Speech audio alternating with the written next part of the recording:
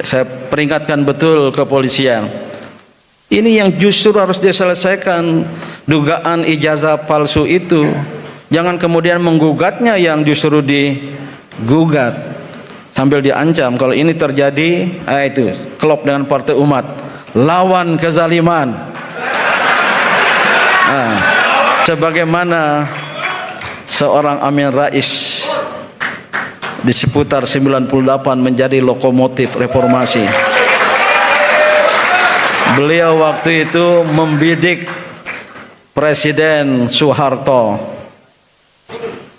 Sekarang membidik mantan atau menantu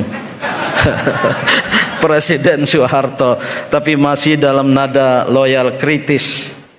Loyal kritis justru disarankan oleh beliau untuk melepaskan diri,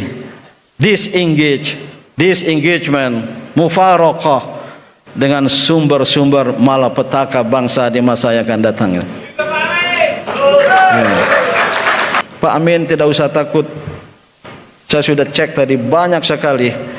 Paling tiga warga Muhammadiyah itu 95% mendukung pernyataan Pak Amin Rais.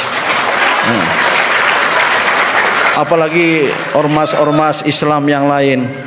Nah, ini yang ingin saya sampaikan, lebih mengandung harapan kepada Partai Umat. Tadi yang soal bagaimana global, khusus status ijazah, saya semakin paham itu Mas Refli.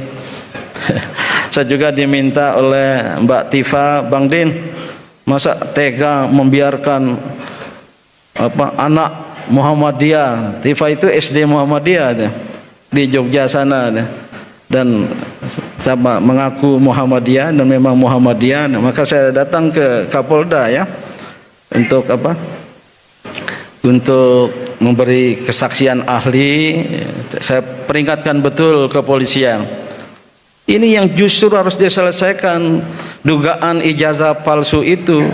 Jangan kemudian menggugatnya yang justru digugat sambil diancam. Kalau ini terjadi, itu klop dengan Partai Umat, lawan kezaliman. Maka Ketua Umum Partai Umat, saya setuju itu, menggantikan Rismond. Ya. Nah, ini banyak. Ini juga Pak Yusuf Kalla dituduh. Saya kebetulan beliau telepon saya mobilisir tokoh-tokoh Kristiani, Ketua Umum PGI, anggota, pengurus KWI berkumpul di rumah Pak Yusuf Kalla. Terakhir ormas-ormas Islam. Selesai pertemuan, ternyata banyak wartawan. Pak JK, Pak Din, tolong wakili katanya. Saya kalau sudah ngomong di pers, kadang-kadang nggak nahan diri. Tapi saya usahakan selalu terukur sehingga tidak ada jebakan. Itulah istilah Mas Refli. 3 orang itu, Ade Armando, Abu Janda, Grace Natali, patut diduga dan diyakini. Itu nggak kena hukum kan? Kalau patut diyakini kena hukum. Ini menyangkut keyakinan. Kan lebih dalam dari patut diduga. Patut diduga dan diyakini, bla bla bla. Sambil ancam. Ini sekarang puluhan ormas lembaga Islam berbondong-bondong ingin mengadukan gugatan gitu. Nanti Mas Rafli kita lihat perkembangan kasus yang Anda bela itu ya. Itu juga bagian senada itu. Tapi kalau begini terus, ya bukan kita capek. Apalagi untuk menjebol kezaliman. Inilah yang meliputi kehidupan kebangsaan kita. Maka bagus sekali lawan kezaliman. Itu Pak Amin sudah lama sekali, dan saya bersetuju. Tidak hanya al-amru bil ma'ruf wan nahyu 'anil munkar, tapi al-amru bil adli wan nahyu 'aniz zulmi. Memang tidak ada dalam Al-Qur'an ya, tapi esensinya bagus sekali.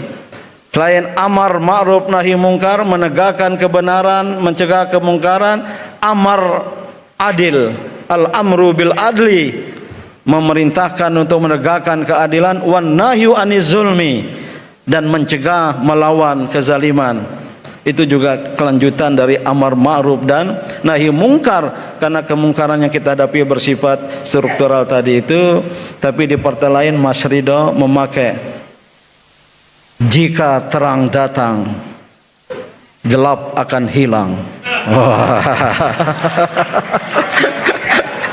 Jika terang datang gelap akan hilang. Idza ja'al haqqu wa zahaqal batil. Insyaallah kawan-kawan semua ya, selamat berjuang di arena politik. Nanti kita akan bertemu di tengah jalan, atau paling tidak kita akan bertemu di ujung jalan. Jalan perjuangan dengan cita-cita yang sama, izzul Islam wal muslimin, dan secara khusus mewujudkan Indonesia sesuai dengan cita-cita yang ada dalam pembukaan Undang-Undang Dasar 1945. Terima kasih, dan saya mohon maaf jika agak panjang ini saking bersemangatnya. Wabillahi taufiq wal hidayah. Wassalamualaikum warahmatullahi